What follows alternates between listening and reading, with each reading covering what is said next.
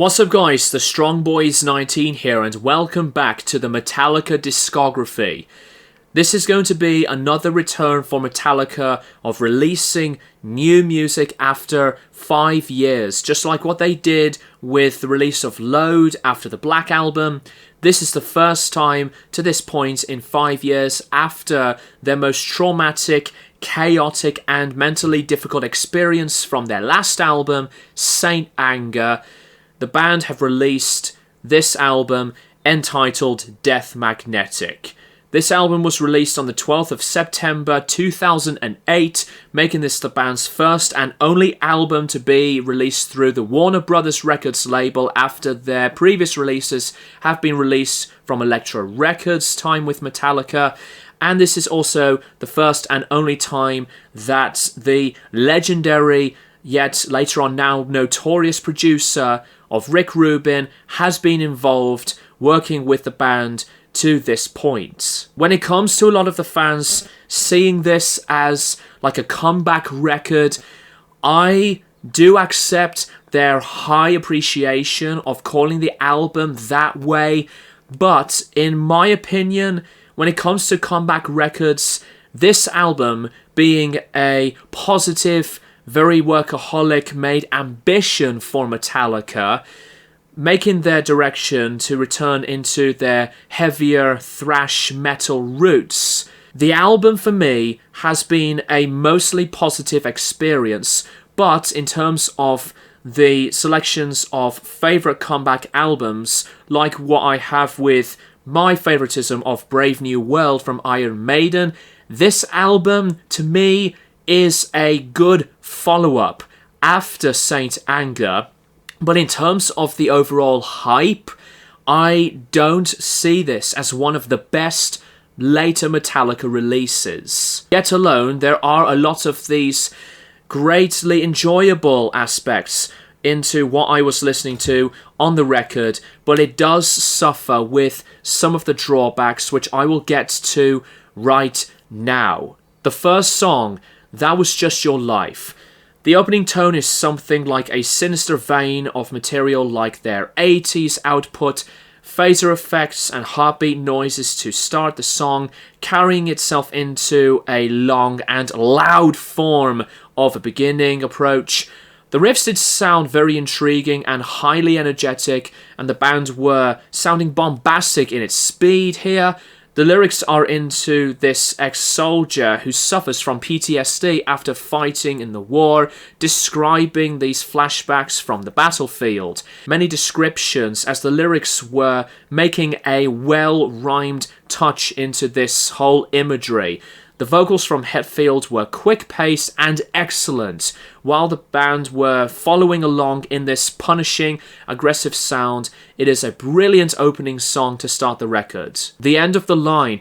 The music is focused on a rhythm punch and tightness with a solid intro, many pentatonic style licks and riffs. The music was pretty insane on Hetfield's picking control, and hearing Kirk and Robert working together was very efficient throughout the song. The words into this track go into this inspiration about a junkie and self-destructive star, with some lines all onto the addiction side, taking the lyrics into this protagonist on his heavy phase of drug usage that has been controlling his system. The music did sound pretty good, especially with these twin guitar moments later on, but it's not a strong song, packing in some crazy solos though from Kirk, and the track's direction was very enjoyable. Broken Beat and Scarred. A track that, in my opinion, is a better one, and growing the strengths into some more intensity and creative ideas throughout the music. It was a personal type of lyric writing, and it was a reflection on the mental side, emotionally, from what the band went through from the past, battling through the struggles and keeping on, like what they did on Saint Anger, that they had to stick together. And there are other lyrics to motivate after all the bad vibes and becoming very strong again to rise up from it all. The song is pretty powerful and a banging force of music. I really enjoyed this one so much in a favourable sense because it's got this motivation about it, staggering tone of the band, one of my favourites on this album. The Day That Never Comes, I do remember the music video to this song very, very well at the time when this album came out. The minor beginning of the notes to the melody of guitar layerings is beautiful, and this remains to me, in my opinion, as the highlight of this album. The lyrics can be emotional, and according to Lars, this was like about the father and son relationship being very difficult, although some point it out as being abusive. The vocals were expressive and gorgeous in the clean projection. The chorus to it as well was heartfelt from its performance. Then the heavy moments of the last half of the track does make its perfect, menacing arrangement to carry on this purpose into intensity and the overall vision of the track. There's a lot of descriptions into these words. Themes of bullying, not speaking the truth and lying, finding it difficult to find something to make your way back into feeling better from someone, and having some time to overcome the relationship. But with that being said, it is one of the best songs in the later point of Metallica, in my opinion, and the main favourite on the album. All Nightmare Long. The only drop D tuning sound of this whole approach of this album's identity. This remains as a thrashy presence, some amazing alternate picking and dexterity. The lyrics were really dark in its presentation, and the return into this H.P. Lovecraft inspiration. Full of suspense and thrilling power, stupendous direction, stylistic, exploding ideas, and it sounds as crushing from the whole loudness of the cymbals to these riffs. It's a great idea to make these lyrics continue the overall concept. It's fun, brutal, and an overall excellent song. Cyanide.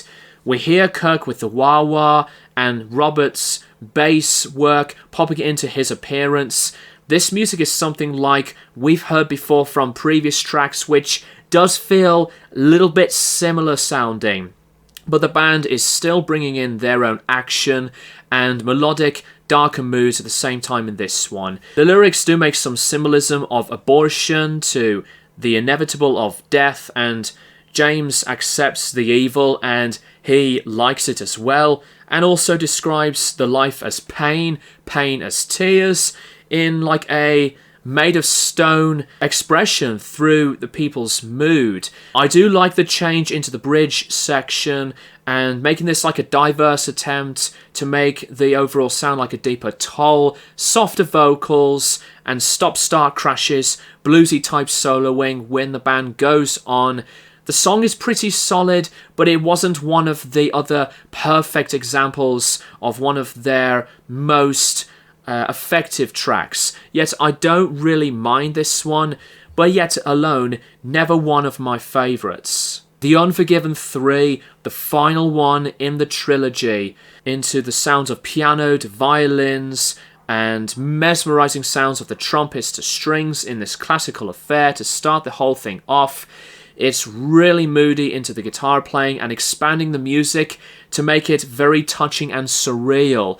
This is extremely as personal. James was feeling unforgiven for choosing the wrong path of fame and wealth, leading away from his destination, ambitions being too big, still feeling depression like what he felt from the past, could have moved on but went into different paths and expressing his struggles from existing and trying to escape his troubles, thinking how he could improve himself to feel stronger and to move on from it all.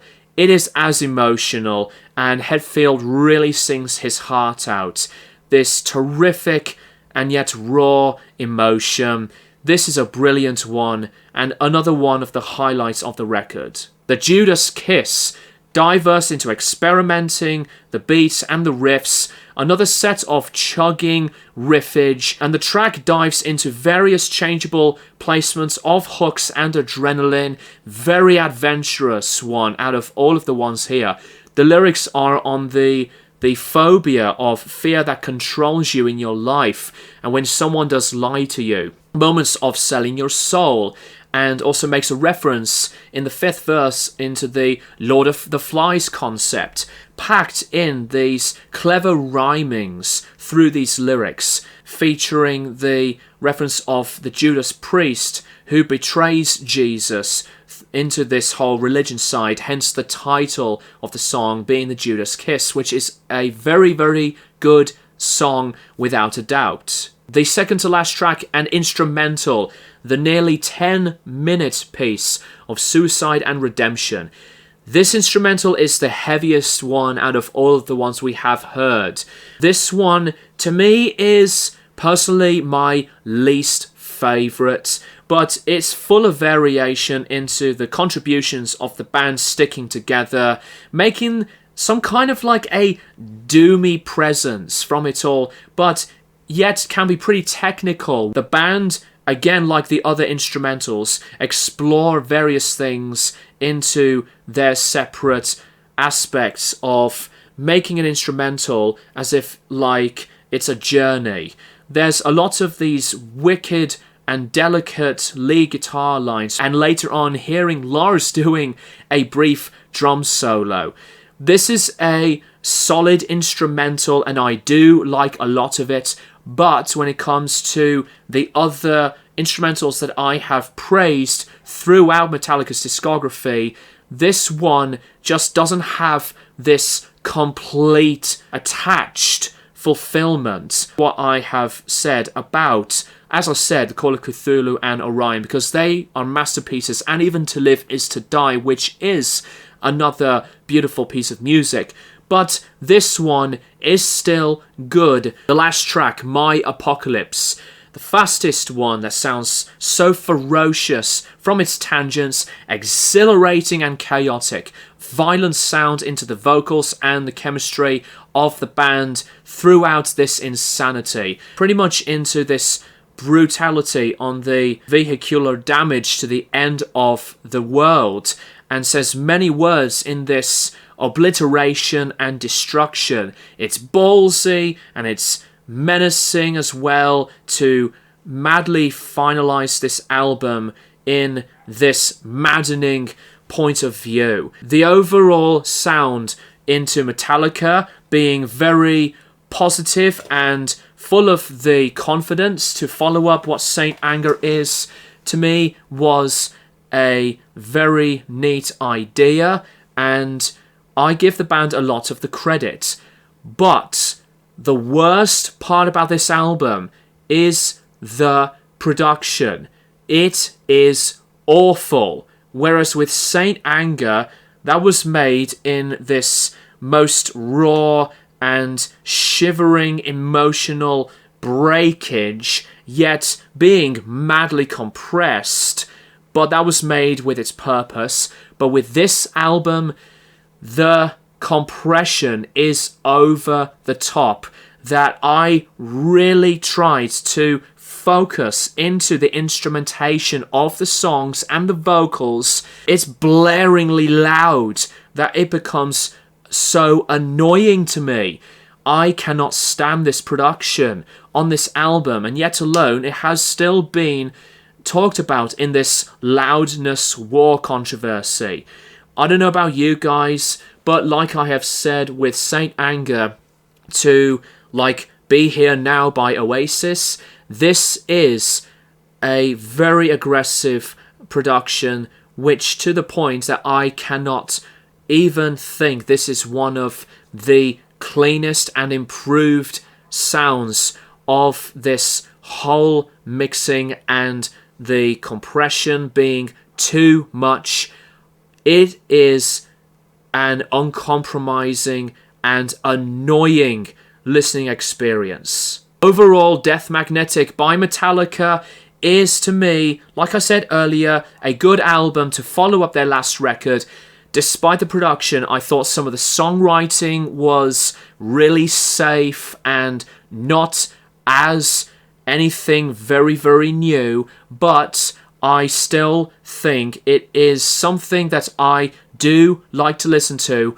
When it comes to the upcoming ranking of this record, unfortunately, this one has not got to be one of the most favourites in their discography. I'm going to give Death Magnetic by Metallica, I think, a respectable rating to a 7.5 out of 10. Yes, despite the drawbacks on the production and some of the songwriting issues, this was still a worthwhile effort in what Metallica wanted to make. And let me know what you guys think of this album in the comments down below. Thank you guys for watching. And as always, I'll keep you guys posted for more videos in the near future.